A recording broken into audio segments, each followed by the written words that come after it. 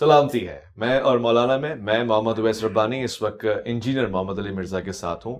آپ کہہ رہے تھے اور آپ سن رہے تھے اور گفتگو اب یہاں تک پہنچی ہے. ظاہر ہے انجینئر محمد علی مرزا اپنے علمی انکشافات کرتے رہتے ہیں مختلف انداز سے. ہو سکتا ہے آپ کو ان کے انداز سے یا پھر گفتار سے یا پھر رویے سے یا پھر لہجے سے اختلاف ہو، مگر کچھ دلائل وہ دیتے ہیں، اس پہ آپ کا کیا تبصرہ ہے یہ جاننے کے لیے مزید آج علمی گفتگو ہوگی. اور آج پروگرام میں خوش آمدید کرنا چاہتا ہوں، میں اور مولانا میں مہمان ہیں انجینئر محمد علی مرزا صاحب. السلام علیکم ورحمۃ اللہ. جی وعلیکم السلام ورحمۃ اللہ وبرکاتہ. ولا حول ولا قوة الا باللہ. اللہم صلی علی محمد وعلی آل محمد. اویس بھائی، جیلم اکیڈمی میں آپ کو ہم ویلکم کہتے ہیں اور خوشی کی بات ہے کہ آپ نے ہماری دعوت قبول کی اور آپ یہاں آئے. جزاک اللہ خیر. Thank you. میں انجینئر صاحب سب سے پہلے موٹا سیدھا سوال آپ کے لہجے میں آپ سے پوچھ لوں. اس پروگرام کے بعد جو میں نے مفتی حنیف قریشی صاحب کے ساتھ کیا، اور اس میں آپ دیکھ رہے تھے کہ میں نے بڑے انداز سے یہ بتایا کہ علمی گفتگو کرتے ہیں، کتابوں کے حوالے دیتے ہیں، تو اس پہ اعتراض کیا ہے. تو جو موٹے اعتراض دنیا بھر سے میرے پاس آئے وہ یہ کہ رویہ آپ کا ایسا کیوں ہے، آپ گستاخی کرتے ہیں، آپ لوگوں کو چھیڑتے ہیں، اور ان کے صوفیاء بزرگ اولیاء کے بارے میں جو زبان آپ استعمال کرتے ہیں ناقابل برداشت ہوتی ہے، کسی نے نہیں کی ہے. اور پھر سب سے بڑھ کے یہ کہ یہ جانتے ہوئے کہ ان کی بڑی فالوئنگ ہے، جیسے آپ کہتے ہیں ویوز جس کے زیادہ ہیں، سبسکرائبر زیادہ ہیں، تو ان کے سبسکرائبر ریئل میں زیادہ ہیں، پھر بھی آپ خیال نہیں کرتے اور آپ لتاڑ دیتے ہیں. کیوں؟ کوئی لتاڑتے نہیں ہیں، ہم بالکل علمی گفتگو کرتے ہیں. ہمیں بتائیں، کیا ہم نے کسی بزرگ کا نام کبھی بگاڑ کے لیا؟ کوئی ثابت تو کرے. اگر مشرکین عرب حضرت ابو طالب کو آ کے یہ شکایت کریں کہ تمہارا بھتیجا ہمارے بتوں کو گالیاں دیتا ہے، تو یہ ان کا سوچنے کا انداز ہے نا. نبی علیہ السلام نے کبھی گالی تو نہیں دی. آپ تو صرف یہ کہتے تھے کہ اللہ سے ہوتا ہے اور بتوں سے کچھ نہیں ہوتا. تو میں جتنی باتیں کر رہا ہوں یہ ان کا کہنا ہے نا. مجھے بتائیں، آج تک کوئی پلانٹ ارتھ پہ نان بریلوی ایسا ہے جو احمد صاحب بریلوی کو اعلیٰ حضرت کہتا ہو سوائے میرے؟ میں اشرف علی تھانوی صاحب کو پورا بولتا ہوں مولانا اشرف علی تھانوی صاحب. اچھا، علی بن عثمان حجویری صاحب. صاحب یہ وہ لفظ ہے جو قرآن میں اللہ تبارک و تعالیٰ نے ہمارے محبوب صلی اللہ علیہ وآلہ وسلم کے ریفرنس سے استعمال کیا ہے. اس سے زیادہ میں کسی کو کیا آنر دے سکتا ہوں؟ یہ کہنا کہ میرا رویہ سخت ہے، تو یہ وہ لوگ مجھ سے بات کر رہے ہیں کہ جو دوسرے فرقوں کو کافر سمجھتے ہیں، گستاخ رسول کہتے ہیں، مشرک کہتے ہیں، ہر وہ گالی. میں تو ساروں کو مسلمان سمجھتا ہوں، سب کے پیچھے نمازیں پڑھنے کا قائل ہوں، سب کو چندے دیتا ہوں جو ان کی زندگی اور موت کا مسئلہ ہے. میں نے تو کوئی کتاب حسام الحرمین لکھ کر اور دیوبند کو واجب القتل اور مرتد قرار نہیں دیا. میں نے المہند لکھ کر بریلویوں کو شیطانی لشکر تو ڈکلیئر نہیں کیا. یہ تو ان کے بزرگ کرتے رہے. میں تو ان سب کے نام احترام سے لیتا ہوں، میں ان کے نظریات سے اختلاف کرتا ہوں. یہ کہتے ہیں نا زبان سخت ہے، وہ زبان نہیں سخت، وہ زبان اتنی علمی ہے کہ ان کی پبلک ان کے گاٹے فٹ ہو گئی ہے کہ انجینئر صاحب تمہاری ایک ایک بات کا جواب دے رہے ہیں، اور جو گستاخانہ عبارتیں تمہاری کتابوں سے نکل رہی ہیں، انہی عبارتوں سے کم درجے کی جو عبارتیں تھیں ان پہ تم نے دوسرے مکاتب فکر کو نیزے کی نوک پہ رکھا ہوا تھا. کل تک اشرف علی تھانوی رسول اللہ کفر و شرک تھا، آج چشتی رسول اللہ نکلا ہے، تو تم کہہ رہے ہو کہ جی یہ معرفت کی بات ہے، کبھی کہہ رہے ہو کتابیں چینج ہو گئی ہیں. ایک جگہ رکو تو صحیح. یہی مفتی حنیف قریشی صاحب جب مناظرہ کر رہے تھے اس وقت نہیں تھا ان کو پتا کہ یہ اندراج بعد میں کسی نے کر دیا، یہ الحاقی عبارتیں ہیں. آج میرے دنیا میں چھوڑے جانے کے بعد ان کو یہ خیال آ گیا کہ جی یہ عبارتیں بعد میں کسی نے داخل کر دی ہیں. اس وقت تو یہ ڈیفینڈ کرتے تھے، اور اس میں بھی آپ کی پوڈ کاسٹ کے اینڈ پہ بھی جا کے انہوں نے ڈیفینڈ کیا چیزوں کو. اور جو انہوں نے لیم ایکسکیوزز رکھے ہیں وہ ہمیشہ سے ان کے یہی ہیں. وہ جو 3 بڑے دلائل ہیں میں نے ان کا ایک ایک کر کے جواب دیا. اگر آپ نے وہ نوٹ کیے، میں آپ مجھ سے پوچھ لیں گے تو میں اس پہ ریبٹل کر لوں گا. جی. اور پہلے ہی مقدمہ یہ ہے، جیسے آپ فرما رہے ہیں کہ آپ سب کو مسلمان مانتے ہیں، باہر لکھا ہوا ہے آپ کسی کی بھی تکفیر کے قائل نہیں ہیں، اس کو رد کرتے ہیں آپ. یعنی آپ مفتی حنیف قریشی کو مسلمان مانتے ہیں، بریلوی حضرات جتنے بھی ہیں اہل سنت. اسی طرح اگر پیچھے چلے جائیں تو آپ خواجہ معین الدین چشتی رحمۃ اللہ علیہ کو بھی مسلمان. جی بالکل، کیوں نہیں. تو پھر کسی مسلمان پہ یہ الزام لگانا کہ وہ اپنا کلمہ پڑھوا رہا ہے، کیا کوئی مسلمان کبھی اللہ کے رسول کے علاوہ اپنا کلمہ پڑھوا سکتا ہے اور پھر وہ مسلمان بھی رہے؟ یہ الزام خود ان کے ماننے والوں نے لگوایا نا. یہ کتابیں چھاپ رہے تھے، اسے معرفت کی بات کہہ کے ڈیفینڈ کیا کرتے تھے. یہ جو گستاخانہ عبارتیں ہیں ان کو ان کے ماننے والوں نے تو آن کیا ہے. اگر یہ آج آن کرنا چھوڑ دیں اور ساتھ یہ بھی مانیں کہ انجینئر صاحب نے ہمیں بتایا، اس سے پہلے ہم اسے آن کرتے تھے، اور پچھلے آلموسٹ 800 سال سے ہم سے یہ مس ہینڈلنگ ہوئی. 633 ہجری میں فوت ہوئے ہیں معین الدین چشتی, آج 1445 ہجری چل رہا ہے. تو 800 سال تک کسی نے ان کو نہیں یہ بتایا کہ یہ لکھا ہوا تھا. یہ زیادہ سے زیادہ کوئی چیز لے کے آتے ہیں تو احمد بریلوی صاحب سے لے کے آتے ہیں کہ انہوں نے فتاوی رضویہ میں لکھا ہے کہ جو چشت کے بزرگ ہیں ان کی جو کتابیں ہیں وہ قابل اعتبار نہیں ہیں. اچھا, لیکن ہم جس کتاب سے حوالہ دے رہے ہیں وہ کتاب سبع سنابل ہے. اس کتاب کی تعریف فتاوی رضویہ میں اعلیٰ حضرت نے خود کی ہے, اور ساتھ انہوں نے لکھا ہے کہ یہ کتاب رسول اللہ کی بارگاہ میں مقبول ہے. اگر اعلیٰ حضرت نے ایسی کتاب کو رسول اللہ کی بارگاہ میں مقبول کہا ہے صلی اللہ علیہ وآلہ وسلم جس میں چشتی رسول اللہ لکھا ہے, تو دو ہی پاسبلٹیز بنتی ہیں سائنٹیفکلی. نمبر 1, اعلیٰ حضرت اگنورینٹ تھے, انہیں پتہ ہی نہیں تھا اس میں چشتی رسول اللہ لکھا ہوا ہے. یہ بھی مان لیں تب بھی ہماری جیت ہے, کیونکہ وہ تو غوث وقت تھے, ان کی بزرگی تو ہوگی فارغ.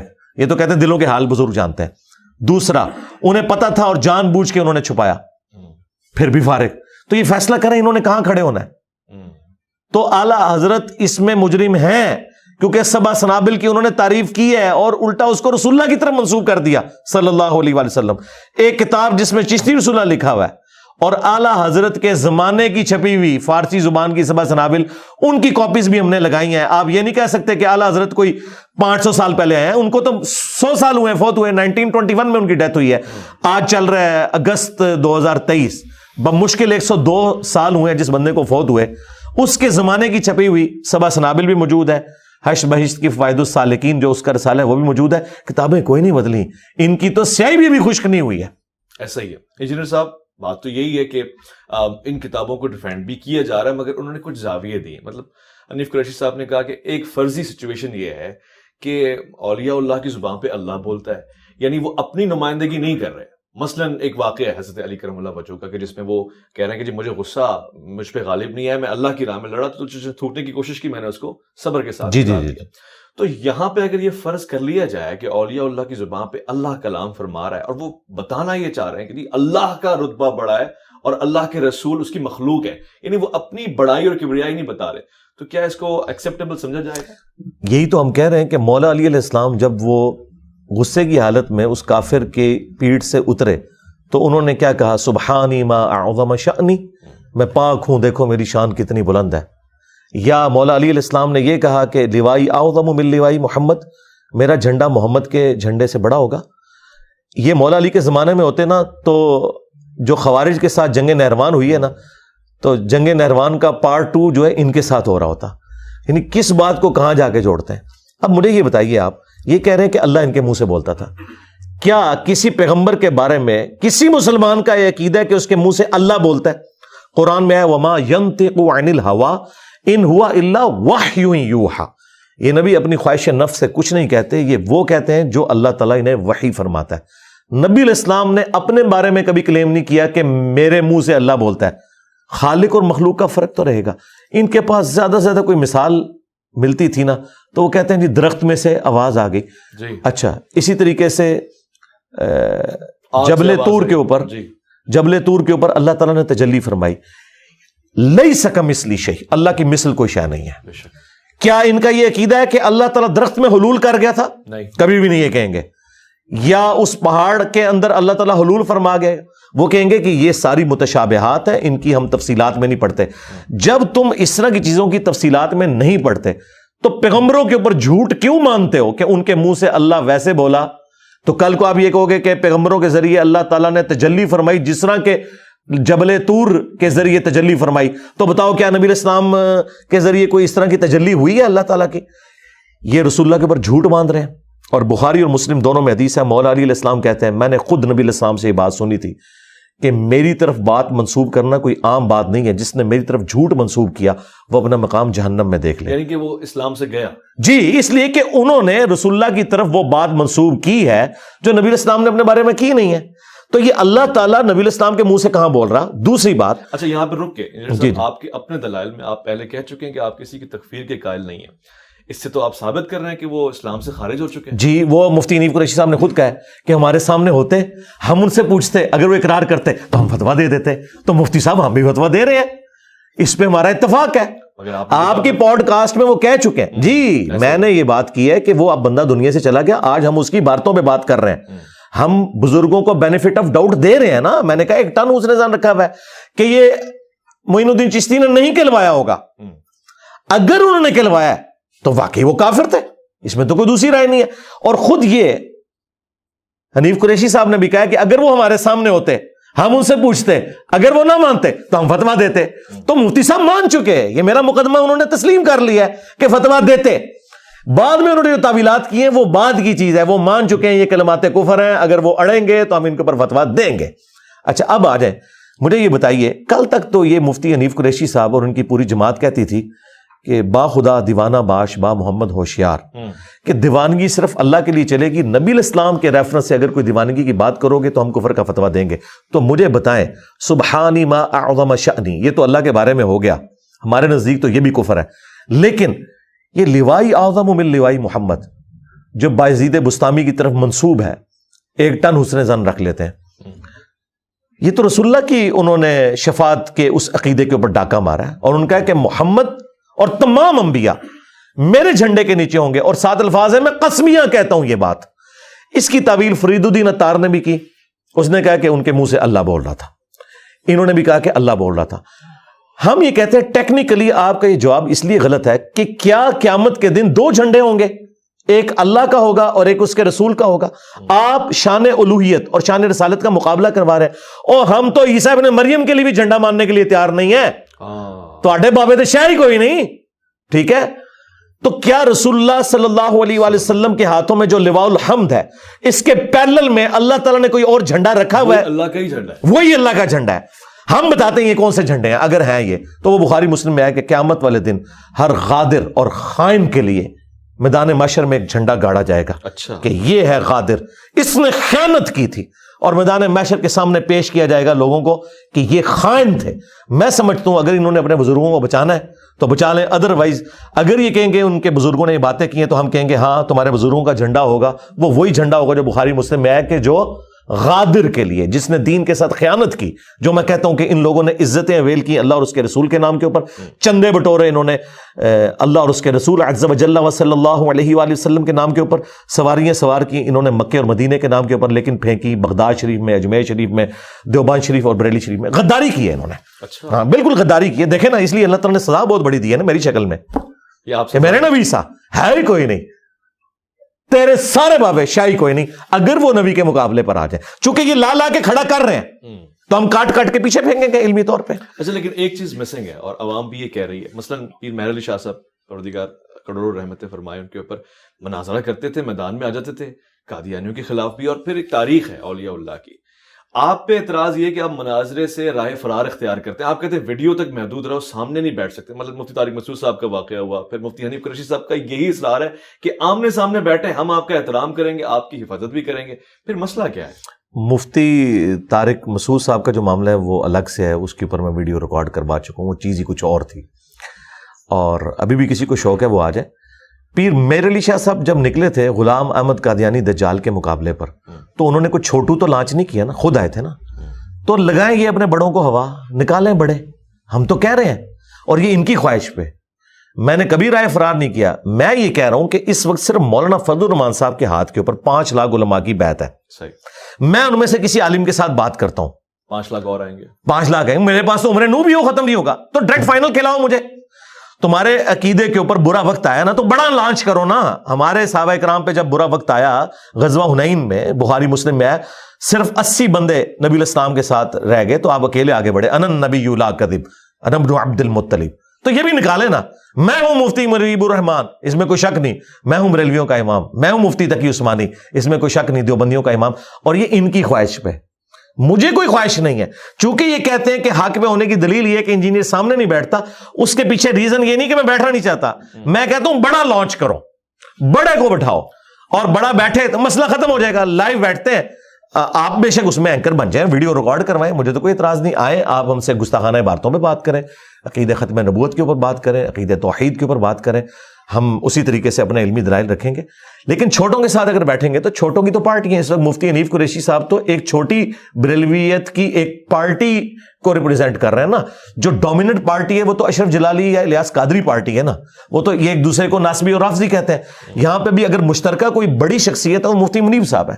اگر یہ سمجھتے ہیں کہ مفتی منیب صاحب کی یا تقی عثمانی صاحب کی یا اہل حدیث کے ساجد میر کی سپیکنگ پاور نہیں ہے, تو میں پہلے تو ان سے پوچھوں گا کہ اگر ان کے پاس علم اور سپیکنگ پاور نہیں ہے تم نے ایڈ کیوں اپنا بنایا ہوا ہے؟ پوائنٹ ہے. ہاں بالکل, اتارو ان کو عمارت سے, لاؤ چھوٹو کو بڑا بناؤ, میں بیٹھ جاؤں گا. آج اپنا چھوٹو لانچ کر کے اسے بڑا بناؤ اپنا, اور کوئی یہ سب سے بڑا ہمارا ہے. اور مفتی منیب صاحب ویڈیو میں آ کے کہیں کہ ہاں ٹھیک ہے میں دستبردار ہوتا ہوں, میں نے اب یہ بڑا لانچ کر دیا اپنے فرقے کے لیے, میں تیار ہوں بیٹھنے کے لیے. جس کے پاس سپیکنگ پاور ہے. اگر دیوبندی سمجھتے ہیں الیاس گھمن صاحب بیٹھ سکتے ہیں, لے ہیں ان کو. طارق مسعود صاحب کے بارے میں تو ان کے علماء کہتے ہیں ان کے اندر اس طرح کی گٹس نہیں کہ اختلافی موضوعات پہ بات کر سکیں. اس وقت بھی ان کو علماء نے منع کیا تھا کہ آپ وہاں نہ جائیں. تو میں نے علمی جواب دیا. ان کے یہاں آنے کے بعد جو میں نے ریبٹل کیا ہے, الحمدللہ سینکڑوں نہیں ہزاروں دیوبندی ریورٹ ہو چکے ہیں. ہماری لائف سٹوری سیشن چل رہے ہیں, آپ آ کے خود سن لیں. لوگوں کو پتا ہے کہ دلائل کیا ہے. تو مجھے بیٹھنے میں کوئی آر نہیں. میں کہتا ہوں کہ کس کے ساتھ بیٹھوں, ڈائریکٹ فائنل کھلاؤ. اس کی بجائے کہ یہ مثال دیتے ہیں نا مجھے, دیکھیں چھیڑنے کے لیے یہ کہتے ہیں یہ مرزا ثانی ہے, ٹھیک ہے, تو تمہارا جو وہ غلام احمد قادیانی دجال تھا ان کا تھا, کیونکہ وہ صوفیاء کے پیٹرن سے تھا. ہاں جی, حنفی تھا. اس نے خود, اس کے ماننے والے بھی کہتے ہیں منفی ہیں, وہ بغیر رفع الجدین کے نماز پڑھتے ہیں. تو جو حنفی قادیانی تھا غلام احمد قادیانی دجال, اس کے مقابلے پہ انہوں نے بڑا لانچ کیا تھا نا. اہل حدیث نے بھی ثناء اللہ امرتسری کو لانچ کیا تھا نا. تو آج اپنے بڑوں کو نکالیں. یہ مجھے مرزا ثانی کہہ رہے ہیں نا, تو بڑے نکالیں. اور بھائی ان کے بڑوں کو بھی پتا ہے کہ the damage has been done, کیونکہ غلام احمد قادیانی دجال کے ساتھ یہ پورے اس لیے پڑ گئے کہ اس نے تو ایک جھوٹی نبوت کلیم کی تھی, اس کے پاس کوئی علمی دلائل نہیں تھے. اس کے باوجود ان سے کئی بلنڈر ہوئے اس کو جواب دیتے ہوئے بھی. یعنی تحقیق الحق فی کلمت الحق میں پیر میر علی شاہ صاحب کہہ رہے ہیں کہ چشتی رسول اللہ والا واقعہ جو ہے نا, اس کو تم دلیل نہ بناؤ, وہ ایک معرفت کی بات تھی. انہوں نے بھی اس واقعے کو غلط نہیں کہا, ہاں انڈورس کیا ہے, انڈورس نہیں کیا نا, انڈورس کیا ہے کہ درست ہے وہ واقعہ. وہ کہتے ہیں تم اگر پڑھاؤ گے تو کفر ہوگا, اچھا ہمارا بابا پڑھائے گا تو جائز ہوگا. ہاں اب میں آپ کی اس بات سے میں اسی کے تسلسل میں کہہ دوں کہ انجینئر محمد علی مرزا صاحب کئی مرتبہ کہہ چکے ہیں, اور اکثر حضرات کا کوئی 80% لوگوں کا یہ کہنا ہے کہ جی مناظرے سے رائے فرار اختیار کرتے ہیں. تو میں نے یہ بات ان سے پوچھ لی ہے. اب ان کا یہ کہنا ہے کہ جی فائنل کھیلنا چاہتا ہوں, اور پیچھے مثال بھی دے دی ہے. تو مفتی منیب الرحمان اگر یہ میرا پیغام سن رہے ہو تو پھر کیا چیز ہے. میں اور ہم سب آپ کی قدر کرتے ہیں, آپ نمائندگی فرمائیں. اور بڑا نام لیا مفتی تقی عثمانی صاحب, یعنی کیا چیز ہے. یا تو آپ کہہ رہے ہیں کہ ان کی بات میں کوئی دم خم نہیں ہے, جو کہ میں یہ دیکھ رہا ہوں کہ ویوز اس بات کا, اس کی شواہد نہیں دے رہے. ویوز سے مراد لوگ جس تعداد میں سن رہے ہیں یہاں پر اور وہاں پر اور سب جگہ پہ اور ہندوستان میں. تو پھر کیا چیز ہے جو آپ گفتگو نہیں کر رہے, اس کا جواب آپ ضرور دیجیے گا. اور اگر یہ کہہ رہے ہیں کہ اگر آپ فن خطابت کے ماہر نہیں ہیں, یا آپ خود بھی ذوف میں ہے, کسی بھی حالت میں ہے, آپ کسی اور کو نمائندہ بنا دیں اور مستند نمائندہ ہو, اور ویڈیو میں اناؤنسمنٹ کریں. ویڈیو میں اناؤنسمنٹ لکھنے والا نہیں, وہ پھر ٹویٹس بھی یہاں ڈیلیٹ ہو جاتی ہیں جب پریشر آتا ہے اسٹیبلشمنٹ کا. ویڈیو میں بیٹھنے کے لیے تیار ہوں, کوئی حل نہیں جناب. میں کہتا ہوں جی آج ہی آپ بات کریں, میں بیٹھنے کے لیے تیار ہوں. اور میں اس سے بڑی آفر دے رہا ہوں, اگر یہ کہتے ہیں نا کہ بیٹھنا ہے, میں ان کو اپنی سیٹ پہ, اپنی یہ جو میرے پیچھے والی سیٹ ہے اس پہ بٹھاؤں گا, تسلی سے ان کی بات سنوں گا, میں قدموں میں بیٹھوں گا. اور کوئی گستاخی سرکار نہیں, کیوں گستاخی ہوگی؟ نہیں, دیکھیں مجھے بتائیں, یہ تو ایک دوسرے کے اوپر لانتیں بھیجتے ہیں. میں تو ان کے نام کے ساتھ حافظہ اللہ تعالیٰ کہتا ہوں. میں نے مفتی حنیف قریشی صاحب کا جب بھی نام لیا حافظہ اللہ بولا, مفتی منیب صاحب کے ساتھ بولا. یہی تو بات حیران کرتی ہے کہ اخلاق کا یہ والا زاویہ مجھے بڑا متاثر کرتا ہے. یہ ان کو توفیق نہیں ہوگی, یہ کبھی مجھے حافظہ اللہ بولے نا, اگلا جمعہ نہیں اپنی مسجد میں پڑھا سکتے لوگ. ان کو میں وہ الفاظ نہیں بولنا چاہتا, پھر کہیں گے غیر پارلیمانی الفاظ استعمال کر دیے. تو دیکھیں یہ ہمارا حوصلہ ہے, ہمارا تو کوئی اسٹوڈنٹ, بلکہ میرے اسٹوڈنٹس جو ویلاگز بناتے ہیں وہ بھی ان علماء کے ساتھ حافظہ اللہ کہتے ہیں. وہ ایک ایک عالم کے ساتھ. مفتی طارق مسعود صاحب جب یہاں پہ جو کچھ کر کے گئے, اس کے جواب میں بھی ہمارے اسٹوڈنٹ نے ویڈیوز بنائی نا, تو مفتی طارق مسعود حافظہ اللہ تعالیٰ کا یہ ریکارڈ ہے. اچھا, یہ بڑا فرق دیکھنے میں آ رہا ہے, یعنی مفتی صاحب کے اور انجینئر صاحب کے. انجینئر صاحب کہہ رہے ہیں حافظہ اللہ, اور وہاں کے لوگ استغفر اللہ لگا رہے ہیں. انجینئر صاحب کے لعنت اللہ لگا رہے ہیں. جی بڑی میں تو اس بات سے آ رہی ہوں اور برائیت کا اظہار کرتا ہوں, یہ ہونا نہیں چاہیے اور یہ اچھا مزاج. اچھا, انجینئر محمد علی مرزا اور ان کی شخصیت کے ارد گرد بہت سارے سوالات گھومتے ہیں. ابھی کوئی چوتھا آپ پہ قاتلانہ حملہ, یعنی کوشش ہوئی ہے اس کی. مجھے تو یہ خبر ملی تو میں حیران تھا, اور میں ایکسپیکٹ کر رہا تھا کہ اکثر ایسی ہوا کہ کوئی نوجوان ہوگا, نابالغ ہوگا, 18 سال کی عمر تھی. میں یہ جاننا چاہ رہا ہوں کہ آپ سے یعنی ایک طرف آپ حفیظ اللہ کہہ رہے ہیں اور دوسری طرف آپ کی جان کی دشمنی بھی ہو رہی ہے، یعنی آپ نشانے پہ ہیں چاروں طرف سے، تو یہ چیز آپ کو پریشان کرتی ہے کہ یہ جو توازن ہے یہ عدم توازن کا شکار ہو چکا ہے، کوئی بھی کسی وقت بھی آپ کے اوپر اپنا دینی فریضہ اتار دے گا پورا کر کے، یہ خوفزدہ کرتی ہے؟ دیکھ لیں، یہ ان کے بزرگوں کی تربیت ہے کہ وہ اس قسم کے لوگ پروڈیوس کر رہے ہیں. میں یہ نہیں کہہ رہا لانچ کر رہے ہیں، پروڈیوس کر رہے ہیں. اور ہماری تربیت یہ ہے کہ ہم ہمیشہ پازیٹیولی لے کے چلتے صوفیہ ہیں. نے تو کبھی کسی کے قتل کی بات نہیں کی، اولیاء اللہ اور صوفیہ کرام تو محبت کا پیغام دیتے رہے اور یہ بات تو سب کہتے ہیں. کاش اس زمانے میں یوٹیوب ہوتا اور ان کی چیزیں کھلتی تو پھر ہم آپ کو بتا سکتے ہیں. مجھے بتائیں، یہ آج کل جو کسٹوڈین ہیں تصوف کے، مزارات کے اوپر بیٹھے ہوئے ہیں، ان کے بارے میں آپ کو کیا آئے دن خبریں نہیں ملتی ہیں؟ پیر اپنے مریدوں کو قتل کروا دیتے ہیں، گدی کی خاطر اپنے بھائیوں کو قتل کروا دیتے ہیں. یہ سارے معاملات اس وقت بھی ہوتے تھے، اس وقت میڈیا نہیں تھا. آج انہوں نے پتہ کیا لیم ایکسکیوز رکھا ہے کہ نہیں پہلے والے ٹھیک تھے، اب والے خراب ہو گئے. جی جن کو آپ ٹھیک کہہ رہے ہیں نا، اس زمانے میں بھی اگر یہ سب کچھ ہوتا تو آپ کہتے ہیں اس سے پہلے والے ٹھیک تھے، اب والے خراب ہو گئے. تو ہمارے پاس تو یہ ساری چیزیں موجود ہیں. یہ سب لوگ خود نہیں تھے قتل کرواتے، حکمرانوں کے ذریعے. حکمران مزارات میں بیٹھتے تھے، حکمران ان کے بینیفیشری ہوتے تھے، یہ ان کے بینیفیشری. جس طرح آپ دیکھ لیں یہ جو فرینچ ریولوشن آئی ہے، اس وقت شہنشاہ تھا اور نیچے ان کے پادری ہوتے تھے، وہ چندے وہ کلیکٹ کرتے تھے، کچھ شہنشاہ کو دیتے تھے، کچھ اپنے پاس رکھتے تھے. پھر ایک دن ریونج سامنے آیا اور آج آپ دیکھ رہے ہیں ویٹیکن سٹی بن گیا ہوا ہے. تو وہ دن دور نہیں ہے کہ یہاں پہ بھی ویٹیکن سٹی بنے گا. آپ چندے کا کوئی نظام یہاں رکھا نہیں ہے. جی الحمدللہ، یہی اب ہم اس بات کا دعویدار ہیں. مگر سوال یہ ہے کہ جتنے بھی لوگ ہیں جو آپ کے خلاف ہیں یا ناقد ہیں، ان کے پاس تو ایک سسٹم ہے اور چل رہا ہے اور وہ نظر بھی آتا ہے، ڈونرز ہیں. آپ کس کے چندے پہ چل رہے ہیں؟ آپ کے سر پہ کس کا ہاتھ ہے؟ آپ کے کاندھے پہ کس نے شاباش کہا ہوا ہے؟ یعنی اس ملک میں تو اس طرح سے کوئی ڈنکی کی چوٹ پہ نہیں بات کر سکتا. تو آپ کے پیچھے بیک سپورٹ کیا ہے؟ بیک سپورٹ اللہ تعالیٰ کی ہے جی الحمدللہ. اور یہ کہنا کہ میں چندوں کے بغیر کیسے چل رہا ہوں، میرے بھائی میں نے کوئی یہاں پہ کوئی بچے تو نہیں رکھے ہوئے ہاسٹل میں جن کا میں نے خرچہ اٹھانا ہے. ہمارے اخراجات اس طرح کے ہے نہیں ہے نا کہ جس طرح کے اخراجات ان کے ہیں. ہم موٹر بائک یوز کرتے ہیں، ہم نے کوئی گاڑیوں میں تو جانا نہیں ہوتا. اور جو اتوار والے دن لوگ آتے ہیں انہیں ہم سموسہ اور دودھ پتی بس یہ سرو کرتے ہیں. کوئی انہیں ہم 4-5 ڈشیں تو کھلاتے نہیں ہیں. تو اس طرح کے جو معاملات ہیں وہ ہم آپس میں دوست احباب مل کے ان کو مینج کر لیتے ہیں. ہمیں کسی سے مانگنے کی ضرورت نہیں پڑتی. جو ہمارے اپنے اکیڈمی کے ممبرز ہیں تو وہ چیزیں میٹ ہو رہی ہیں. تو بڑے لیول کے جو اخراجات ہیں وہ ہمارے ہے ہی نہیں ہے نا. اب ایک کیمرہ لیا ہوا ہے، ایک انٹرنیٹ کا کنیکشن لیا ہوا ہے، وہ تو کیمرہ ایک دفعہ لے لیا نا. یہ تو نہیں کہ ہر دفعہ ریکارڈنگ کے لیے نیا کیمرہ لینا پڑتا ہے. اس کی ایڈیٹنگ ہمارے ایک بھائی کر رہے ہیں، وہ فی سبیل اللہ کر رہے ہیں. یہ کیمرے کی ریکارڈنگ کر رہے ہیں، یہ فی سبیل اللہ کر رہے ہیں. تو یہاں پہ لوگوں نے اپنی ڈیوٹیز بانٹی ہوئی ہیں. یہاں پہ جو سیکیورٹی کے اوپر بھی مامور لوگ ہیں ان لوگوں نے بھی اپنی ڈیوٹیز بانٹی ہوئی ہیں، وہ فی سبیل اللہ سارے کام کر رہے ہیں. لیکن وہاں پہ اب ہر مد میں جتنے لوگ انہوں نے بھرتی کیے ہیں نا ان کو وہ تنخواہیں دیتے ہیں. مولانا الیاس قادری صاحب کرونا کے دنوں میں خود بتا رہے تھے کہ 37,500 ہمارے ملازمین ہیں. تو بھائی 37,500 ملازمین ہیں، جب ان کی تنخواہیں میٹ کریں گے تو اربوں کا بجٹ بنے گا. تو اس لیے ان کو لینا بھی پڑتا ہے. تو ہمارا تو یہاں پہ کوئی بھی ملازم نہیں ہے. ایون یہ جگہ بھی جو ہے یہ بھی کرائے کے اوپر ہے. یہ ایسا نہیں کہ یہ کوئی پرماننٹ یہاں ہم نے کوئی ایک مسجد قائم کر لی ہے. اور یہ بھی ایک ہی دن ہفتے میں کھلتی ہے، اتوار والے دن، اور ریکارڈنگ کے بعد بند ہو جاتی ہے، پھر نیکسٹ سنڈے کو کھلتی ہے. کسی شخصیت کے پیچھے ہاتھ نہیں ہے جو سپورٹ کرتی ہے؟ نہیں، کیوں کرے گی؟ مجھے بتائیں آپ اس شخصیت کا یا اس ادارے کا نام لیں، میں اس ادارے سے اختلاف رائے کی اپنی ویڈیو آپ کو دکھا دوں گا. ہاں تو بتائیں نا، اگر یہ سمجھتے ہیں کہ میں نے اسٹیبلشمنٹ کا میں اعلی کار بنا ہوں تو اسٹیبلشمنٹ کی جو غلط پالیسیز ہیں جو کافی حد تک اب وہ درست کرنے کی طرف نیت کیے ہوئے ہیں اے پولیٹیکل ہونے کی، تو میں تو اس وقت ان پہ کرٹیسزم کرتا تھا جب انہوں نے جہادی تنظیموں کو پالا ہوا تھا. 2013 میں میری ویڈیوز ریکارڈ ہیں جس میں میں نان اسٹیٹ ایکٹرز کے خلاف بولتا ہوں.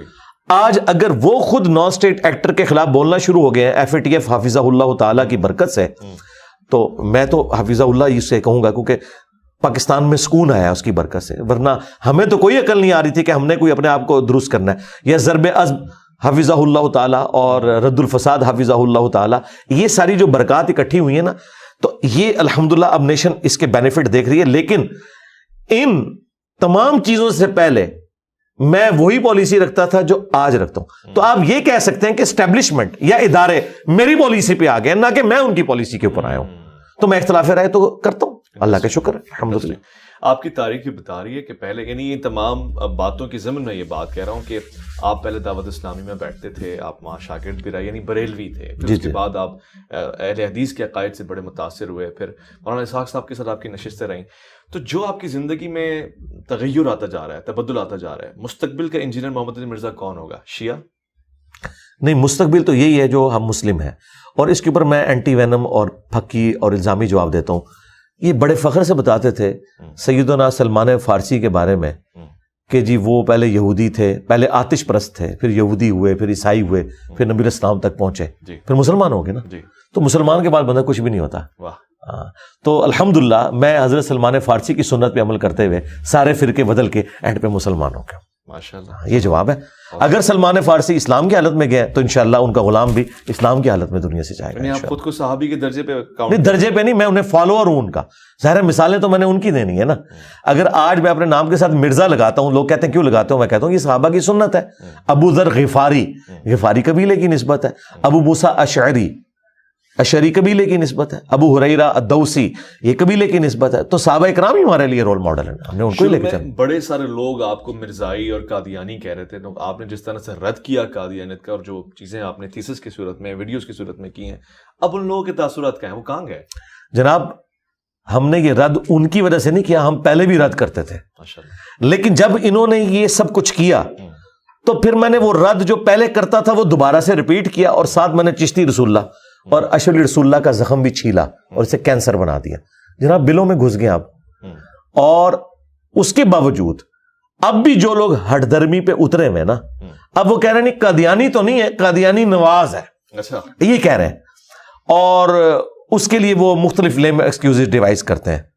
مجھے بتائیں میں کون سا قادیانی اور قادیانی نواز ہوں کہ جسے پاکستان میں اعلانیہ تبلیغ کرنے کی اجازت ہے؟ قادیانیوں کو تو یہاں تبلیغ کرنے کی اجازت ہی نہیں ہے. اگلے دن یہاں ایف آئی اے نہ پہنچ جائے, ایجنسیز نہ پہنچ جائے. بات ہے. اور اگر آپ یہ سمجھتے ہیں کہ قادیانی اتنے مضبوط ہو گئے ہیں کہ آپ کی فوج, ایجنسیز, سارے ادارے فیل ہو گئے ہیں اسے روکنے میں, تو سرکار آپ کو تو پھر حرام موت مر جانا چاہیے کہ آپ کے ملک کے اندر غلام احمد قادیانی دجال کا سپورٹر نعوذ باللہ وہ اس طرح سر عام جو ہے وہ تبلیغ کرتا پھر رہا ہے. تو پہلے تو آپ ان ایجنسیز کے اوپر چڑھ دوڑے نا کہ جنہوں نے اجازت دی ہوئی ہے اس کو. تو یہ سارے ان کے جھوٹے ایکسکیوز تھے. اس کا فائدہ یہ ہوا کہ میں نے ان تمام چیزوں کو ہائی لائٹ کیا, اور میں نے بتایا کہ یہ لوگ ختم نبوت کے نام کے اوپر چندے کھا رہے ہیں. ان کی تحریکیں ختم نبوت تحریکیں نہیں ہیں, یہ اینٹی قادیانی ہے. ٹی ایل پی بھی اینٹی قادیانی تحریک ہے. ختم نبوت تحریک ہوتی نا تو لاہور سے جہاں چشتی رسول اللہ کتاب چھپ رہی ہے اور کشف المحجوب جہاں پہ گستاخانہ عبارتیں لکھی ہوئی ہیں, اب تک آج تک موجود ہے, وہ میں ہائی لائٹ کرتا رہتا ہوں. ادھر بھی کوئی دھرنا دیتے نہیں دیتے کیونکہ وہ ان کے فرقے کی چیزیں. تو اللہ کے فضل سے ختم نبوت پہ آج تک کسی نے کام ہی نہیں کیا تھا سوائے میرے. آج تک صرف اینٹی قادیانی کام ہوا تھا. ختم نبوت پہ پہلی دفعہ کام جو ہوا ہے نا وہ الحمدللہ ہمارے پلیٹ فارم سے ہوا ہے کہ ہم نے نہ غلام احمد قادیانی دجال کو چھوڑا, نہ اشعری تھانوی رسول اللہ, چشتی رسول اللہ, شبلی رسول اللہ, اور پتہ نہیں کتنے کتنے رسول اللہ ساتھ لگائے ہیں انہوں نے. ٹھیک ہے, ایک آپ کے پوڈ کاسٹ سے نیا رسول اللہ بھی سامنے آیا, صادق رسول اللہ, جس پہ آپ نے بھی بڑا پتہ نہیں وہ اظہار آپ کا تعجب کے ساتھ تھا یا داد دینے کے لیے تھا؟ اکثر تعجب کے ساتھ ہی. اچھا, تعجب کے ساتھ. جیسے آپ کی بات سے میں بھی, تو اس میں آپ کو استغفر اللہ پھر پڑھنا چاہیے تھا. تعجب کا اظہار تو اس طریقے سے ہوتا ہے. جی ہاں, ظاہر ہے. یعنی آپ کہہ رہے ہیں کہ پیچھے تمام زمانے میں پاکستان میں جو تحریکیں چلیں, جو خدمت ہوئی تحفظ ختم نبوت کی, جو قوانین پاس ہوئے بھٹو صاحب کے زمانے میں, ان کی محنت کچھ محنت نہیں, محنت ہے اینٹی قادیانی ہے, ادھوری محنت ہے, اینٹی قادیانی ہے. اور میں آپ کے کیمرے کی وساطت سے یہ بالکل اعلانیہ کہہ رہا ہوں, اگر یہ آج کے دور میں قادیانی والا ایشو اٹھتا تو چشتی رسول اللہ, اشعری رسول اللہ پارٹی نے بھی نہیں بچنا تھا میرے ہاتھوں. جی جی جی, میں نے ایسا ہنگامہ کھڑا کرنا تھا. ظاہر ہے اس وقت تو بھائی وہ بھی کیا دن تھے, ہم بھی ایک جن تھے, آج ہم دیو ہیں, جنوں کے بھی پیو ہیں. ہاں, اللہ کے فضل سے ہم نے تو یہ ہنگامہ کھڑا کرنا تھا کہ کوئی بھی نہیں بچے گا جس نے ختم نبوت پہ ڈاکہ مارا ہے. ٹھیک ہے, یہ تو ان کی قسمت اچھی ہے کہ یہ بچ گئے ہیں. باقی جو ڈیسیژن ہوا بہت اچھی بات ہے, ایک سٹیپ طے ہوا, لیکن یہ ادھورا ڈیسیژن تھا. اس وقت یہ طے ہونا چاہیے تھا. اور آپ کو میں بتاؤں اس طرح کی چیزیں شاہ احمد نورانی صاحب کے سامنے رکھی بھی گئی تھی. جی جی ہاں, انہوں نے کہا تھا کہ بھائی یہ تو دیوبندیوں کی بارتیں ہیں, لیکن وہ میرے کو جاہل تھے, چشتی رسول اللہ لے آتے نا تو ذرا تھوڑا شاہ احمد نورانی صاحب بھی ذرا آ جاتے ان کے قابو میں. تو ان کی خوش قسمتی کہیں, اور سمجھ لیں مسلمانوں کی بدقسمتی. لیکن الحمدللہ میں نے اس سے بڑا کام کر دیا اللہ کے فضل سے. ہماری ویڈیوز کی برکت سے گھر گھر تک جو ہے ختم نبوت کا پیغام پہنچ گیا. صرف اینٹی قادیانی نہیں آپ نے رہنا. اور یہاں اینٹی قادیانی میں جو یہ پرسیکیوشن کرتے ہیں نا قادیانیوں کی, میں اس کے بالکل خلاف ہوں. جی پرسیکیوشن کا آپ کو رائٹ نہیں. آپ علمی طریقے سے ان کے عقائد کی غلطیاں ہائی لائٹ کریں تاکہ ان کی نسلیں اسلام میں واپس آئیں. اگر آپ کہیں گے انہیں جینے کا حق نہیں ہے, انہیں نوکریاں نہیں ملنی چاہیے اور انہیں آپ ماریں گے پیٹیں گے, وہ تو الٹا پھر جرمنی میں جا کے بیٹھ گئے, وہاں پولیٹیکل اسائلم لے لیا انہوں نے اور وہاں سے جا کے پوری دنیا کے اندر اپنی شیطنت پھیلا رہے ہیں. اس میں مجرم علماء کو سمجھتا ہوں. اچھا, انہوں نے ان کے غلط رویے ہیں جس کی وجہ سے یہ سارا کچھ ہوا ہے. اچھا, آپ نے علماء کی بات کی, پرسنلی آپ سے پوچھ رہا ہوں, آپ کو کیا لگتا ہے کیوں آپ کو مفتی تقی عثمانی حفظ اللہ تعالیٰ کی طرف سے جواب نہیں آتا, یا مفتی منیب الرحمان حفظ اللہ تعالیٰ کی طرف سے جواب نہیں آتا؟ یعنی بڑے اکابر مشائخ آپ کو رسپونڈ نہیں کر رہے, آپ کو لفٹ ہی نہیں کرا رہے. تو مجھے کوئی ضرورت نہیں لفٹ کی, لفٹ تو میں نے ان کو کروانی ہے. دیکھیں مفتی منیب صاحب سعد رضوی صاحب کو ساتھ بٹھا کے پریس کانفرنس کرتے ہیں جب کے پی میں میلاد کے جلوس پہ عمران خان صاحب کی گورنمنٹ نے جو کچھ کریک ڈاؤن کیا, اور اس ویڈیو کو بمشکل 14,000 لوگوں نے دیکھا. اس سے 3 یا 4 دن کے بعد میں سنڈے والی اپنی مجلس کے اندر اس ٹاپک کو اٹھاتا ہوں اور 24 گھنٹے کے اندر 1.25 لاکھ لوگ دیکھ لیتے ہیں. جو اسپیشلی اس کام کے لیے بیٹھے ہوئے ہیں ان کی ویورشپ آپ دیکھ لیں اور میری ویورشپ دیکھ لیں. مجھے کیا ضرورت ہے؟ مجھے تو لفٹ لینے کی ضرورت نہیں, ان کو لفٹ لینے کی ضرورت ہے. ان کی اپنی ویڈیوز کی ویورشپ دیکھ لیں, تقی عثمانی صاحب کی بھی اور مفتی منیب صاحب کی بھی. پھر کیوں جواب ہمارے کسی ایک اسٹوڈنٹ کے چھوٹے سے چینل کی ویورشپ کا بھی وہ مقابلہ نہیں کرتے. اچھا, جواب اس لیے نہیں دیتے, 2 وجوہات ہو سکتی ہیں. جو اصل وجہ ہے وہ یہ ہے کہ انہیں پتا ہے کہ ان باتوں کا جواب کوئی نہیں, اور اگر ہم نے جواب دیا اور انجینئر اسے ریبٹل کرے گا تو ہمارے فرقے نے جو آندہ 30 سالوں میں ختم ہونا ہے وہ 3 سالوں میں ختم ہو جائے گا. اچھا, آندہ 30 سالوں میں ختم ہونے والے ہیں؟ ہاں بالکل انشاءاللہ تعالیٰ. وہ دیکھیں علمی موت تو مر چکے ہیں. اچھا, اب کون ہے مجھے بتائیں, کوئی بندے مجھے سامنے آگے بتائیں نا کہ میں آج سے 1 ہفتہ پہلے دیوبندی ہوا, آئے ہمارے لائیو سیشنز کے اندر روزانہ سینکڑوں لوگ کیوں میں لگے ہوئے ہیں کہ ہم نے اپنا فرقہ کیوں چھوڑا. یہ بھی ذرا کوئی بتائیں کسی کوئی بندہ فرقہ چھوڑ کے آیا ہے. تبلیغی جماعت لاکھوں میں لوگوں کو تبلیغی نہیں, تبلیغ وہ اس لیے کہ نسلاً جو دیوبندی تھے انہیں دیوبندی کر رہی ہے. میں کہہ رہا ہوں نیا بندہ لے کے آئے کہ یہ پڑھا لکھا نوجوان تھا جو کٹر اہل حدیث تھا اور ہم نے اسے تبلیغی جماعت میں لے آئے. ذرا ایک بندہ پروڈیوس کریں گے, نہیں کر سکتے. اچھا, آپ اس طرف واپس ہیں جو آپ یہ بات کر رہے تھے نا علماء والی. علماء اس لیے جواب نہیں دیتے, انہیں پتا ہے کہ ہمارے فرقے کا بچنا کچھ نہیں ہے. لیکن پبلک کو ان کے چھوٹے چھوٹے جو ساتھ کارندے ہیں وہ یہ کہیں گے نہیں مفتی صاحب کو تو لیول بہت بڑا ہے, اس لیے وہ اس کو اہمیت ہی نہیں دیتے.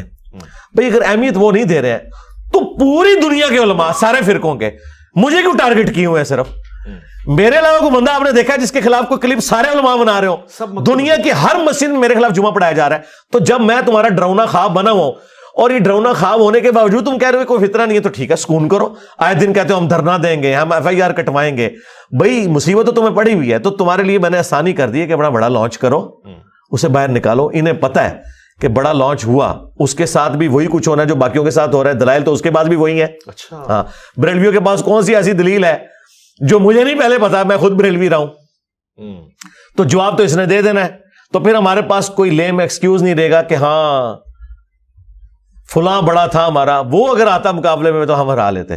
وہ انہوں نے اپنے سارے ٹارزن لانچ کیے ہوئے ہیں, وہ ٹارزن سارے ہیں سامنے, ان کے پاس کوئی جواب نہیں ہے. تو مفتی تقی عثمانی صاحب یا مفتی منیب الرحمان صاحب, ان لوگوں کے پاس کوئی ایسی دلیل موجود نہیں ہے جو انہوں نے آ کے پبلک کو ایسی بتانی ہے کہ یہ اپنے بزرگوں کی گستاخانہ عبارتوں کا دفاع کر سکیں یا اپنے عقائد کا دفاع کر سکیں. اوکے, ہندوستان میں کسی عالم دین سے زیادہ متاثر ہیں اب جو آپ کو لگتا ہے اس نے واقعی کام کیا ہے؟ میں کہتا ہوں جنہوں نے بھی کام کیا ہے اور اچھا کام کیا, میں ان کی تعریف کرتا ہوں. مثلاً احمد بریلوی صاحب بڑا اچھا کام کیا ہے کہ انہوں نے بتایا کہ دیوبندی گستاخ رسول ہے. بڑا اچھا کام کیا انہوں نے, ورنہ ہمیں نہ پتا چلتا. اور اس کے جواب میں جو دیوبندیوں نے بڑا اچھا کام کیا ہے کہ انہوں نے بتایا کہ احمد بریلوی اور ان کی جماعت ایک شیطانی لشکر ہے جو ہم پہ حملہ آور ہوا ہے. تو اگر ہمیں یہ نہ بتاتے کہ شیطانی لشکر ہے تو مجھے کیسے پتا چلتا؟ اب اس کو آپ ٹونٹ سمجھ رہے ہوں گے. اگر ٹونٹ سمجھ رہے ہیں تو سب سے پہلے لعنت بھیجیں ان کے اوپر جنہوں نے یہ کام کیے ہیں. اگر آپ ان پہ لعنتیں نہیں بھیج رہے تو میری بات کو ٹونٹ نہ لیں, پھر پازیٹیو لیں. ایک ٹکٹ میں آپ کو 2 مزے تو میں نہیں کرنے دوں گا نا. ہاں, میں ایک مزہ بھی نہیں کرنے دوں گا. ایک طرف کھڑے ہو نا. اگر آپ کہتے ہیں انہوں نے اچھا کام کیا تو میں اچھی تعریف کروں. اگر آپ کہہ رہے ہیں برا کام کیا تو آپ نے میرا مقدمہ مان لیا, کہاں جائیں گے؟ تو جس نے جو اچھا کام کیا ہے بہت اچھی بات ہے کہ وہ اس کے ذریعے ایک سٹیپ انہوں نے طے کروایا. اب آ جائیں آپ, اگر یہ بنیاد آپ نے بنانی ہے نا تو سب سے اچھا کام کیا ہے اس گورے نے جس نے پرنٹنگ پریس بنایا ہے. ورنہ صدیوں سے ہمارے بزرگان دین صرف نگاہیں مار کے لوگوں کو جلایا کرتے تھے. آج تک پرنٹنگ پریس بنا کے کسی نے نگاہ مار کے قرآن پاک کے 1 لاکھ نسخے تیار نہیں کیے. وہ گورے سے ہمیں پرنٹنگ پریس لینا پڑا ہے. ٹھیک ہے, انہوں نے ہی پرنٹ کیا. یہ تو صرف جلا کے راکھ کر سکتے ہیں اور کچھ نہیں کر سکتے. تو اگر خدمت کی ہے تو انٹرنیٹ کی خدمت ہے, یوٹیوب کی خدمت ہے, ویڈیو کیمرے کی خدمت ہے. معذرت کے ساتھ اس میں کسی اجمیر شریف والوں کا کوئی کیمرہ نہیں, کسی بغداشی والوں نے کوئی انٹرنیٹ کنیکشن نہیں دیا. یہ سب کچھ گوروں نے کیا ہے, تو سلام ہے ان کو. اگر آپ کہتے ہیں دین کی خدمت تو سب سے پہلے سلام ہے گوروں کو, جن کی وجہ سے آج پوری دنیا کے اندر ہماری آواز سنی جا رہی ہے. اس کے بعد یہ کہیں گے ہمارے بزرگوں نے کلمہ پڑھایا. ہم کہتے ہیں بالکل اچھی بات ہے, اللہ تعالیٰ انہیں جزائے خیر دے گا, لیکن اس کی بنیاد پہ ہم ان کے غلط نظریات لے لیں تو یہ نہیں ہوگا. کیوں کہ ڈاکٹر ذاکر نائک نے بھی تو سینکڑوں ہندوؤں کو کلمہ پڑھایا, تو سلطان الہند ڈاکٹر ذاکر نائک کیوں نہیں ہے؟ اس کو تو مفتی حنیف قریشی صاحب کہتے ہیں ذاکر نالائق, اور ایک اور بریلویوں کا مفتی کہتا ہے ذکر نالائق. ذکر کہتے ہیں مرد کی شرمگاہ کو, یہ نام اس طریقے سے لیتے ہیں. تو میں نے تو آج تک معین الدین چشتی یا علی بن عثمان حجویری یا بایزید بستامی ان کے ناموں کے ساتھ اس طرح کا بگاڑ والا کیا کام بتائیں. وہ ڈاکٹر ذاکر نائک صاحب نے جو امام حسین اور یزید کے حوالے سے بات کی تھی اس کو انڈورس کرتے ہیں آپ؟ میں تو سب سے پہلے میں نے تو اس کا علمی رد کیا تھا 2010 کے اندر. اسی کے بعد تو اہل حدیث میرے خلاف ہوئے تھے. اچھا. اور میں نے تو پھر یزید کے باوجداد کے بھی سارے کے سارے جو کارنامے تھے بخاری مسلم میں وہ بیان کیے. میں تو اس چیز کو انڈورس نہیں کرتا, لیکن میں یہ کہتا ہوں کہ ڈاکٹر ذاکر نائک نے یزید والا جو مسئلہ مس ہینڈل کیا, اس سے بڑا مس ہینڈلنگ والا معاملہ ختم نبوت کا ہے. چشتی رسول اللہ اور اشرفی رسول اللہ, اس کا جو ویٹیج ہے گندگی کا وہ زیادہ ہے اس سے.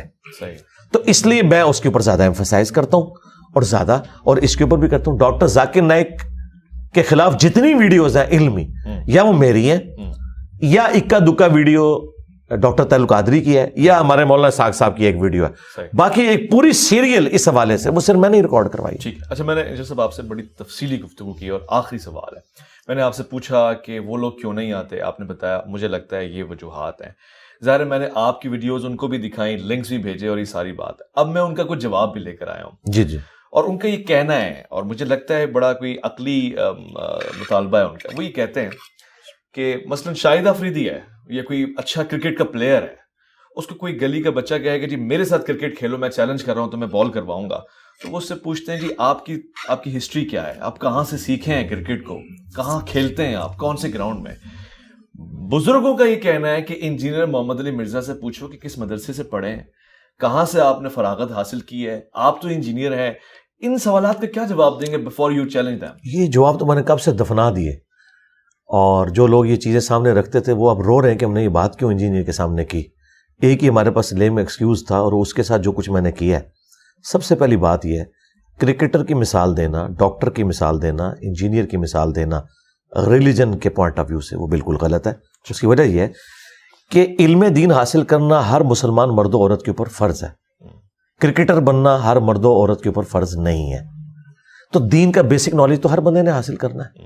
لہٰذا یہ ڈیمانڈ ہی غلط ہے کہ ریلیجن کے اوپر انجینئر صاحب کے پاس اتھارٹی کہاں سے آئی. ہمیں اتھارٹی دی ہے قرآن نے, کنتم خیر امۃ اخرجت للناس تأمرون بالمعروف وتنہون عن المنکر, تم سب سے بہترین امت ہو جو لوگوں کے نفع کے لیے نکالے گئے, نیکی کا حکم دیتے ہو, برائی سے روکتے ہو. تو یہ ہے پہلی ڈگری ہماری جو ہر مسلمان کی ہے, کنتم خیر امۃ, پوری امت. اچھا, دوسری ڈگری صحیح بخاری میں ہے, بلغوا عنی ولو آیہ, پہنچا دو میری طرف سے خواہ تمہیں ایک آیت ہی آتی ہو. نبی علیہ السلام نے یہ کہا کہ پوری ڈگری لینی ہے, اور پوری ڈگری کی بات کریں تو کسی عالم دین کے پاس پوری ڈگری نہیں, انکلوڈنگ مفتی تقی عثمانی اور مفتی منیب الرحمان. 1000 آیات قرآن کی سائنٹیفک فیکٹس کے اوپر ہیں, اس کی تشریح تو میں ان سے بہتر کر سکتا ہوں, اس میں تو وہ میرے اسٹوڈنٹ بنیں گے. تو اس کی بنیاد پہ کیا میں انہیں جاہل کہنا شروع کر دوں گا؟ ان کو سائنس آتی ہے, مجھے بتائیں, انہوں نے سائنس پڑھی ہوئی ہے, میں اپلائیڈ سائنسز کا اسٹوڈنٹ ہوں, میکینیکل انجینئرنگ میں نے کی ہوئی ہے. میں نے تو آج تک دعویٰ نہیں کیا کہ کوئی مفتی یہ بات نہ کرے. آپ نے کتنی کتابیں لکھی مفتی تقی عثمانی صاحب نے؟ جی میں آگے آ رہا ہوں. جی. تیسری بات, آج اگر کوئی مفتی سورج گرہن اور چاند گرہن کو سمجھانے کے لیے اپنے آڈینس کو بتاتا ہے کہ چاند گرہن کس وقت لگتا ہے اور سورج گرہن کس وقت لگتا ہے, کہ سورج گرہن اس وقت لگتا ہے کہ جب چاند سورج اور زمین کے درمیان آتا ہے. آج تک کسی آڈینس نے پوچھا کہ حضرت آپ تو سائنٹسٹ نہیں, آپ یہ بات کیوں کر رہے ہیں؟ وہ کیا کہے گا؟ بھائی میرے فیکٹ سے اختلاف کر کے بتاؤ میں غلط کہہ رہا ہوں کہ نہیں, یہی کہے گا نا. یہ تو نہیں کہے گا میرے پاس ڈگری نہیں ہے تو میں اس کو بیان ہی نہیں کروں گا. اسی طریقے سے ایک اور مثال, مفتی صاحب نے اپنے گھر میں ایئر کنڈیشن لگانا ہو اور اس کا انٹرنل یونٹ وہ کاریگر تھوڑا سا ٹیڑھا لگا دے اور آپ کے سامنے وہ لگ رہا ہے, تو مفتی صاحب یہ نہیں کہیں گے کہ اس کو سیدھا کرو, آگے سے کہا تیرے پاس ڈگری ہے, یہ کام تو میرا ہے. کہ یار ڈگری کو چھوڑو, لیکن مجھے نظر آ رہا ہے کہ غلط ہے, تو سرکار مجھے نظر آ رہا ہے چشتی رسول اللہ کفر ہے, اشرف تھانوی رسول اللہ کفر ہے, مجھے تو نظر آ رہا ہے, یہ میرا بنیادی عقیدہ ہے. پانچویں دلیل, اگر آپ کو پرائمری اسکول کا بچہ آ کے یہ کہے کہ سورۃ البقرہ کی آیت نمبر 279 میں لکھا ہے کہ جو سود کھاتا ہے اللہ اور اس کے رسول عز و جل و صلی اللہ علیہ وآلہ وسلم کا اعلان جنگ ہے, تو آپ اسے یہ کہیں گے کہ جاؤ پہلے ڈگری لے کے آؤ, لہٰذا میں یہ بات نہیں مانتا. اگر آپ یہ بات کریں گے تو آپ مفتی کے آپ کافر ہو جائیں گے. آپ کا کام ہے آپ اسے دیکھیں, اس ریفرنس کو چیک کریں. ہم بھی ریفرنس دیکھ رہے ہیں. چھٹی دلیل دیکھیں, میں ایک ترتیب سے صحیح بخاری میں کہ شیطان نے انسانی شکل میں آ کے آیت الکرسی کا وظیفہ سکھایا حضرت ابو ہریرہ کو. نبی علیہ السلام نے کیا فرمایا؟ ہے شیطان تھا لیکن بات سچی کی. اگر شیطان سچی بات کرے تو لے لے, انجینئر صاحب کریں تو نہ لے. اور ساتویں دلیل جہنم کے 7 دروازوں کی نسبت سے, چلے طواف کعبہ کے 7 چکروں کی نسبت سے, یہ 7 دلائل ہیں. 6 دلائل میں آپ کے سامنے رکھ چکا ہوں. 7ویں دلیل یہ ہے کہ جامعہ ترمذی میں حدیث موجود ہے, اس کو سپورٹو ابن عباس کا بھی قول ہے کہ حکمت مؤمن کی گم شدہ میراث ہے, جہاں سے بھی ملے لے لو. مجھے بتائیں, آپ سب کچھ تو غیر مسلموں سے لے رہے ہیں, وہاں تو آپ نہیں کہہ رہے ان کے پاس کوئی ڈگری نہیں ہے. صحیح, ٹھیک ہے. یہاں جب باری آئی ہے تو آپ ڈگریوں کی بات کر رہے ہیں. آپ بات کو چیلنج کرو. اگر میں کہہ رہا ہوں قرآن میں لکھا ہے نہ نکلے مجھے پکڑو, حدیث میں یہ لکھا ہے نہ نکلے مجھے پکڑو. چونکہ انہیں پتا ہے کہ سب کچھ نکل آیا اور ہم نے چھپایا ہوا تھا, اب ہم کیا کریں. میں آپ کو ایک مثال کے طور پر, تقی عثمانی صاحب کے بارے میں بڑا زوم ہے نا, ان کو مفتی اعظم پاکستان کہتے ہیں ان کے ماننے والے. تو کیا بریلوی مانتے ہیں مفتی اعظم پاکستان؟ کیوں نہیں مانتے؟ ڈگری مان لی. 8ویں دلیل جنت کے 8 دروازوں کی نسبت سے. مجھے بتائیں کیا بریلویوں کے علماء کی ڈگری کو عام دیوبندی نے مان لیا؟ وہ تو کہتے ہیں یہ تو مشرک ہے. اور عام بریلوی دیوبندیوں کے بڑے مفتی کو کہتا ہے گستاخ رسول. ڈگری کو چھوڑ دیں, وہ تو اس کا اسلامی مشکوک مانتا ہے. میں نے 8 دلائل آپ کے سامنے رکھیں گے, یہ خود بھی ایک دوسرے کی ڈگری مانتے ہیں. تو میری ڈگری کہاں سے انہوں نے ماننی ہے؟ ڈگری کی تو ضرورت ہی نہیں, میں تو دلائل سامنے رکھ رہا ہوں. تقی عثمانی صاحب نے خلافت و ملوکیت کا جواب اپنے زوم میں دینے کے لیے مولانا مودودی رحمہ اللہ کے اوپر گرفت کی کہ انہوں نے کہا کہ حضرت معاویہ رضی اللہ عنہ کے دور میں سب و شتم ہوتا تھا ممبروں سے مولا علی علیہ السلام کے اوپر. تو ان کا یہ بالکل جھوٹ ہے. وہ بخاری میں تو ہے سب ہوتا تھا, اور سب کا مطلب تنقید ہے. اور یہ وہ جملہ ہے جو مفتی سے لے کے پبلک تک دیوبندیوں کو تقی عثمانی صاحب نے رٹوا دیا. یہ حدیث جو تھی نا بخاری کے اندر, یہ حدیث کا ایک طریق مسلم میں بھی ہے. اچھا جی, 6229 انٹرنیشنل نمبرنگ کے مطابق. اس میں پتا کیا لکھا ہوا ہے کہ آل مروان میں سے جب ایک شخص حاکم مدینہ بنا, یعنی بنو امیہ کا حاکم, اس نے سہل ابن سعد الساعدی کو ممبر پر بلا کر کہا کہ تم ابو تراب علی ابن ابی طالب پر لعنت کرو, اور اس میں الفاظ ہیں کہو لعن اللہ ابا تراب. اللہ اکبر. بخاری میں سب کے الفاظ تھے, مسلم کی حدیث میں امام مسلم نے لعن اللہ ابا تراب نقل کیے, لہذا سب کا ترجمہ ہے لعنت. مفتی تقی عثمانی نے اپنی کتاب میں اگر یہ جھوٹ جو لکھا کہ یہ سب تنقید ہوتی تھی, اور میں سے یہ بھی پوچھوں گا کہ یہ حضرت علی پہ تنقید کرنا ثواب کا کام ہے؟ اللہ اکبر. اس نے جھوٹ اپنی پبلک کو سکھایا کہ یہ سب تنقید تھا, لعنت نہیں ہوتی تھی. وہ حدیث مسلم میں 6229 تھی, اس میں واضح موجود تھا لعن اللہ ابا تراب. اگر تو تقی عثمانی نے یہ جان بوجھ کے جھوٹ بولا تو یہ عالم کہلانے کا حقدار نہیں ہے, اس نے منافقت کی ہے. لیکن میں یہ نہیں کہتا, میں تو حافظ اللہ کہتا ہوں. میرا خیال ہے یہ جاہل تھے اس ٹاپک سے. اور یہی میرا عقیدہ ان کے چھوٹے علماء کے بارے میں ہے کہ اکثر ٹاپکس جو مخالفین کے اس کے بارے میں یہ جاہل ہیں. میں کیوں ان کے حساب کے اوپر سوار ہو گیا ہوں؟ بھائی میں سارے فرقوں کے پاس رہا ہوں, میں نے ساروں کے دلائل سیکھے, اس کے بعد میں ان کے اوپر مسلط ہوں الحمدللہ. اچھا, آپ ظاہر انسان ہی ہے, آپ یہ دعویٰ تو نہیں کر رہے کہ آپ پیغمبر ہیں. جی جی, نعوذ باللہ. آپ کی عصمت. جی جی, نہ آپ سے بھی غلطیاں ہوں. جی جی, ہوتی ہیں غلطیاں. سب سے بڑی غلطی جس پہ آپ ریگریٹ کرتے ہیں جی, علمی محاذ پہ کوئی غلطی ہو گئی؟ علمی محاذ کے اوپر سوائے میرے کوئی اور بندہ نہیں ہے جس نے ویڈیو ریکارڈ کرائی ہو انجینئر محمد علی مرزا کے 10 رجوع. اچھا, مجھے ذرا تقی عثمانی کا کوئی ایک رجوع والی ویڈیو دکھائیں اور اس کی ہیڈنگ یہ ہو میں کہتا ہوں یہ میں اکثر بولتا ہوں ہمسا ہو تو سامنے آئے, یہ میں تکبر کے طور پہ نہیں بولتا.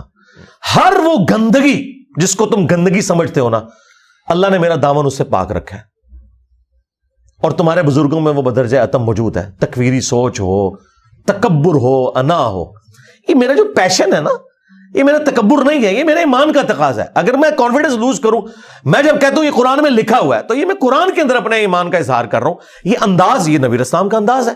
صحیح مسلم میں 2005 نمبر حدیث ہے, نبی اسلام جب ممبر پہ چڑھتے, جابر بن عبداللہ کہتے ہیں, اور اس حدیث کو امام جعفر نے اپنے والد امام باقر سے, اور انہوں نے جابر بن عبداللہ سے روایت کیا ہے, تو نبی اسلام کی آواز بلند ہو جاتی, غصے میں اضافہ ہو جاتا, آنکھیں سرخ ہو جاتی, گویا ایک جرنیل اپنی فوج کو تیار کر رہا ہے. یہ سٹائل تو نبی اسلام کا ہے, یہ صرف میرا اور ڈاکٹر اسرار کا سٹائل نہیں ہے.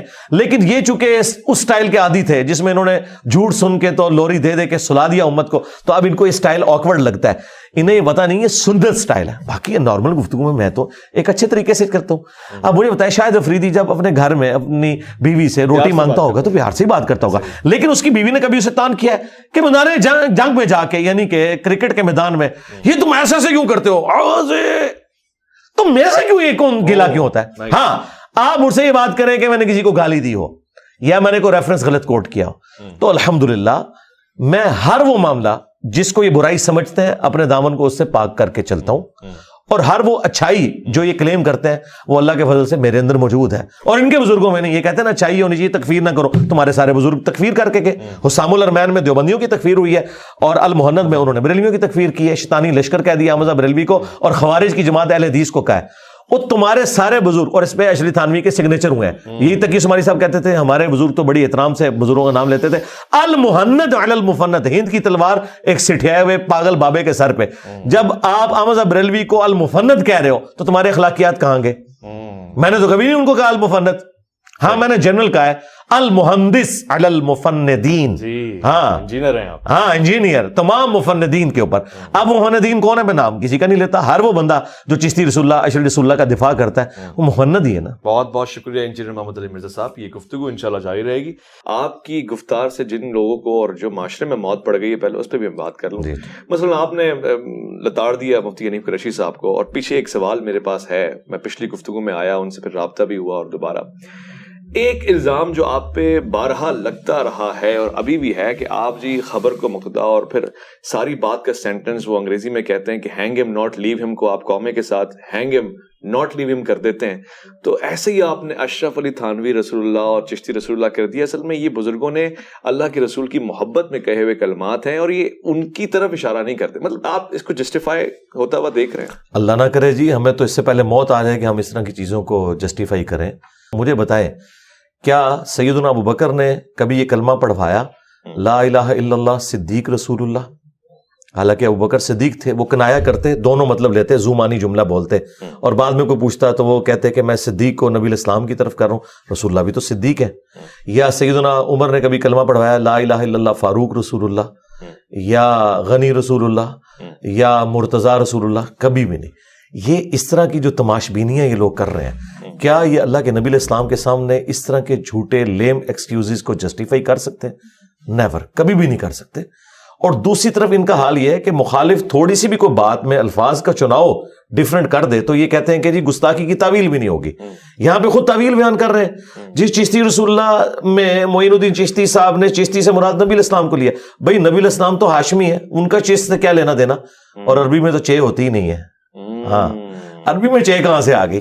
تو یہ اس طرح کی چیزیں, مطلب اللہ تعالیٰ سے ڈر جائیں. اور پھر الٹیمیٹلی ان کے پاس پتہ کیا ایک بھاگنے کا راستہ ہے. وہ کہتے ہیں کہ جی جس طرح مفتی صاحب نے بھی اپنی گفتگو میں آپ کے سامنے بات کی کہ اللہ کی محبت میں اگر کسی کی دماغ کی لو چٹک گئی ہو, تو ہم یہ کہتے ہیں یہ جو چٹک جاتے ہیں آپ کے سارے بزرگ, خلفاء راشدین میں سے تو کوئی نہیں چٹکا, صحابہ کرام میں سے تو کوئی نہیں چٹکا. کیا آپ کے بزرگوں کی محبت کا معیار اور لیول ان سے بھی بڑھ کر ہے؟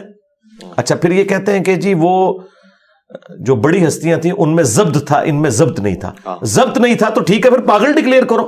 خود بھی وہ مان رہے ہیں. اس میں انہوں نے ویڈیو میں کہا ہے کہ 3 لوگوں سے اللہ نے قلم اٹھا لیا. یہاں پہ تو وہ مثال دیتے ہیں کہ جی خضر علیہ السلام موسیٰ علیہ السلام کہہ رہے ہیں لن تستطیع معی صبرا. تو ضبط و صبر تو ہر کسی کا الگ الگ ہو سکتا ہے نا, پیمانہ نہیں ہو سکتا ہے, بالکل ٹھیک ہے. پھر اس کو اس کیٹیگری میں فال کریں. پہلی تو بات یہ ہے کہ حضرت خضر اور موسیٰ علیہ السلام کا جو واقعہ ہے اس میں حضرت خضر علیہ السلام نے اینڈ پہ وہ کلیریفائی کیا کہ میں نے اپنی مرضی سے کچھ نہیں کیا، یہ وہ ہوا جو اللہ نے مجھے حکم دیا تھا. یہ دعویٰ یا تو کوئی پیغمبر کر سکتا ہے یا غلام احمد قادیانی دجال کر سکتا ہے. تو مجھے بتائیں ان کے بابے جو اپنے ناموں کے کلمے پڑھاتے رہے، کیا وہ پیغمبر تھے یا دجال تھے؟ فیصلہ کر لیں کہ وہ غلام احمد قادیانی پارٹی میں سے تھے یا پیغمبر تھے. پیغمبر تو وہ نہیں تھے، تو یقیناً پھر وہ دجال تھے. یا ہمارے والا آپ نظریہ رکھیں کہ ان کی کتابیں بدل گئی ہیں، اور اگر کتابیں بدل گئی ہیں پھر تو مجرم آپ ہیں. آپ ان کتابوں کے کسٹوڈین ہیں، ان کتابوں کو چھاپ رہے ہیں، ان کو پرنٹ کر رہے ہیں، الٹا مناظروں میں آ کے دفاع کرتے ہیں. جی بخاری میں حدیث ہے 3 لوگوں سے اللہ تعالیٰ نے قلم اٹھا لیا ہے، ایک جو پاگل شخص ہے، ایک سویا ہوا شخص اور نابالغ. اور وہ کہتے ہیں جو اللہ کی محبت میں پاگل ہو جائے. ہم یہ کہتے ہیں کہ یہ اللہ کی محبت والا تو معاملہ ہی نہیں ہے. ہم تو کہہ رہے ہیں جو گستاخیاں انہوں نے نبی الاسلام کی شان میں کی ہیں، اور آپ یہ کہتے تھے با خدا دیوانہ باش با محمد ہوشیار، تو یہ تو نبی الاسلام کی شان میں گستاخیاں ہیں. تصوف کی ٹرمز مجھے سمجھ ہے، اللہ کے فضل سے میری یہ داڑھی نہیں نکلی تھی نا، تو میں نے تصوف کی ساری بنیادی کتابیں جو یہ بڑے فخر سے پیش کرتے ہیں وہ میں نے اس وقت پڑھ لی تھی. کشف المحجوب پڑھ لی تھی، کیمیاء سعادت پڑھ لی تھی، مکاشفۃ القروب، منہاج العابدین، رسالہ قشیریہ، یہ وہ ساری کتابیں ہیں جو ان کا فخر ہے. تذکرۃ الاولیاء جس میں ان کے سارے بزرگوں کے واقعات ہیں. اس وقت ہم بھی یہ تعویلات کرتے تھے، لیکن بات یہ ہے کہ نبی الاسلام کی شان میں جو بندہ گستاخی کر رہا ہے، لوائی اعظم من لوائی محمد، اور یہ کہہ کے کہ اللہ ان کے منہ سے بول رہا ہے، نعوذ باللہ، یہ تو رسول اللہ کے بارے میں بھی عقیدہ نہیں ہے کہ ان کے منہ سے اللہ بولے گا. اور دوسرا ٹیکنیکل فالٹ یہ ہے کہ قیامت کے دن تو جھنڈا ہے ہی ایک ہے، اور وہ ہے اللہ کا جھنڈا جو رسول اللہ کے ہاتھ میں ہوگا. اس کے علاوہ اللہ نے کوئی پیرلل میں اپنا کوئی جھنڈا لانچ کیا ہوا ہے؟ تو ایسی بات کوئی نہیں ہے. ان کے جواب میں وہ کہتے ہیں صحیح اسناد سے حدیث ثابت ہیں کہ رسول اللہ صلی اللہ علیہ وسلم کا جھنڈا تو حضرت علی کے ہاتھ میں ہے. جی جی. تو وہ جو اللہ کے رسول کے ہاتھ میں جھنڈا ہے وہ تو حضرت علی والا جھنڈا ہے، یعنی یہ 2 الگ الگ جھنڈے تو ہو گئے. تو چشتی رسول اللہ یا پھر اس کے علاوہ دیگر صوفیہ کے ہاتھ میں جو ہے وہ تو اس کی نمائندگی ہو رہی ہے. جی دیکھیں، یہ پڑھے لکھے بندے سے جب آپ بات کریں گے تو پھر میں پلانٹ ارتھ سے باہر چھکا ماروں گا. یہ جنگ کا جو جھنڈا ہے اس کا شفاعت کے جھنڈے کے ساتھ کیا لینا دینا؟ کیا ان کا یہ عقیدہ ہے کہ قیامت کے دن جو شفاعت کا جھنڈا ہے وہ حضرت علی نے اٹھایا ہوگا یا عیسیٰ ابن مریم نے اٹھایا ہوگا؟ وہ تو ہمارا فخر ہے. عسیٰ ان یبعثک ربک مقاما محمودا، یہ مقام محمود صرف نبی الاسلام کی خاصیت ہے. یہ بات اگر مولا علی کے سامنے ہوتی نا تو مولا علی وہی کچھ کرتے ان کے ساتھ جو مرہب کے ساتھ کیا تھا. اور وہ کہتے ہیں ظالمو، تم علی کو جو رسول اللہ کا خادم ہے اس کو لا کے شفاعت کے اس معاملے میں کھڑا کر رہے ہو پیرلل میں.